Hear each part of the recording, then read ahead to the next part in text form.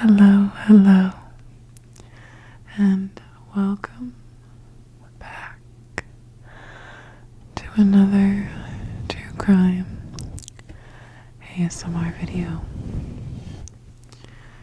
I have made a playlist where I will be putting every video of this series. So if you have missed previous videos or maybe would like to relax to these videos on repeat, that is available to you. So today I will be talking about Gary Ridgway. He is known as the Green River Killer. Before we proceed, I'd like to include a warning. Today's video includes information that may be triggering for some viewers. As such, viewer discretion is advised. Let's get into it. So Gary Leon Ridgway was born on February 18th, 1949. He was born in Salt Lake City, Utah. He was the second child of Mary and Thomas Ridgway's three children. His father was a bus driver and his mother was a sales clerk. Gary claimed his mother engaged in inappropriate behavior with him from an early age. Gary had suffered from bedwetting until the age of 13. After every instance, his mother would wash his genitals, even when Gary was in his early teens. Gary always sought the approval of his mother and unfortunately could never please her. At some point, Gary began fantasizing murdering her. Gary would soon start his affair with violence at a very early age. At 16 years old, Gary stabbed a 6-year-old boy dressed as a cowboy. Gary asked the boy if he wanted to build a fort and then proceeded to lead the child into the woods and stabbed him in his liver. The boy fortunately survived the attack. After graduating, Gary would go to serve 2 years in the U.S. Navy. He would then settle in the Seattle area, where he worked as a truck painter for 30 years.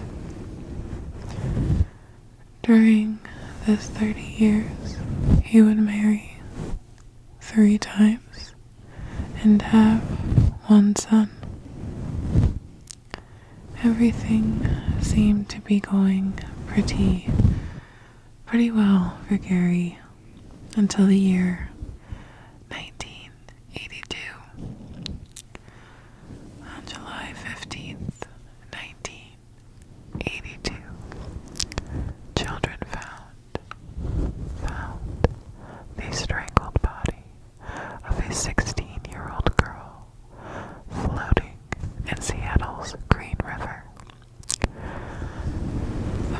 body turned out to be Wendy Caulfield. Locating her body led to the discovery of 4 more bodies that were found along the banks of Green River. All women, and all of them strangled. A month later, 3 more bodies were found. Detectives came to find 31-year-old Marcy Chapman floating in the shallow water beside a 17-year-old Cynthia Hines. Authorities would soon then find 16-year-old Opal Mills lying in the undergrowth nearby.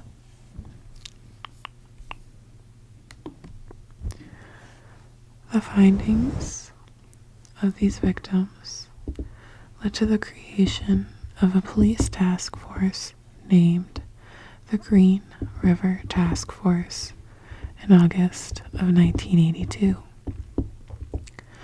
Over the next 2 years, the body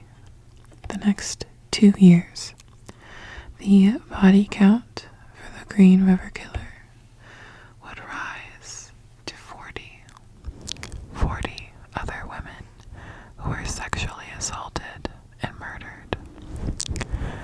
In April of 1983, Ridgway would first become a suspect in the Green River murders.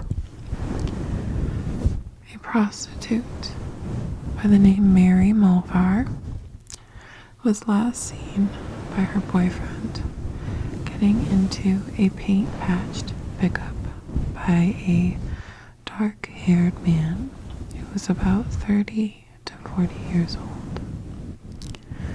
4 days later, police would question Gary at his home about his knowledge about Mulvar. Gary would deny knowing her, and due to the lack of evidence to connect Gary to the crimes, he was dismissed as a suspect but kept as a person of interest. Gary would say in later interviews that he had concealed multiple scratches and wounds that had been left by Mulvar from the detectives during the interviews of 1983. And after the interviews, he burned those areas with battery acid to conceal them. So in May of 1984, Gary asked to take a polygraph test to assist authorities and in turn prove his innocence.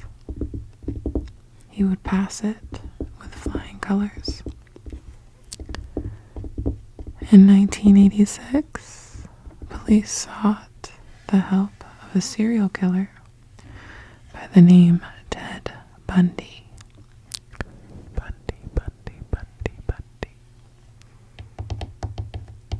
To help them profile the Green River Killer. Ted would advise them that the killer may be revisiting his victims' corpses and performing sexual acts on them. In later years, this hypothesis by Bundy would be proven true. In 1987, the police still were wary of Ridgway due to him being the one last seen with one of the victims. Police could obtain a DNA sample from Ridgway. Due to insufficient DNA testing at the time, Ridgway would remain a free man for over a decade.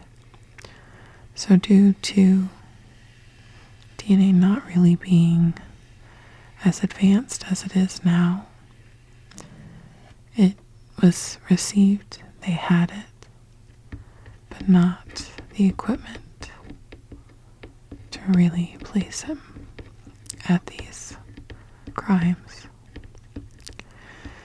In March of 2001, the expansion of DNA testing would finally connect Ridgway to 3 murders. DNA left on the 3 of the victims was cross-examined with Gary's saliva. It would be a match in all 3 cases.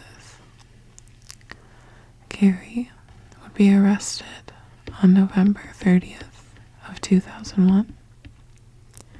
This would nearly be 2 whole decades after his first murder. On November 5th, 2003, Ridgway would plead guilty. Authorities would offer Gary a plea deal, or a plea bargain, that would spare him the death penalty in return for his cooperation and confession of information regarding the details of the murders and locations of the bodies. His plea would be to 48 charges of aggravated first-degree murder.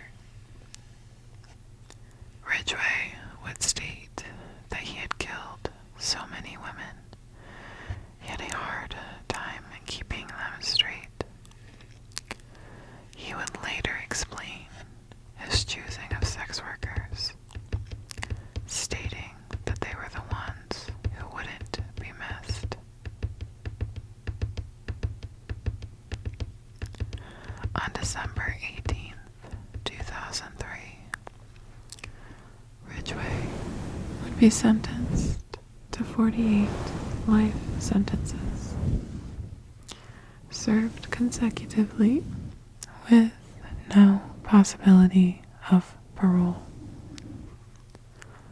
After his sentencing, arresting officer Reichert would interview Gary. Gary would be taped admitting to murdering 71 victims, confessing to raping them before killing them all. He did not include that in his confession prior to sentencing. In his confession prior, he had only admitted to 65. Ridgway was placed in solitary confinement at Washington State Penitentiary in 2003. More evidence to more killings committed by Ridgway are being found to this day. And Washington State Penitentiary is where Ridgway is still. So he is still alive, and he will be there till he is no longer with us. Thank goodness. So that is today's video on the Green River Killer, Gary Ridgway. I hope that you found this video to be relaxing, despite the content. And I hope to see you again soon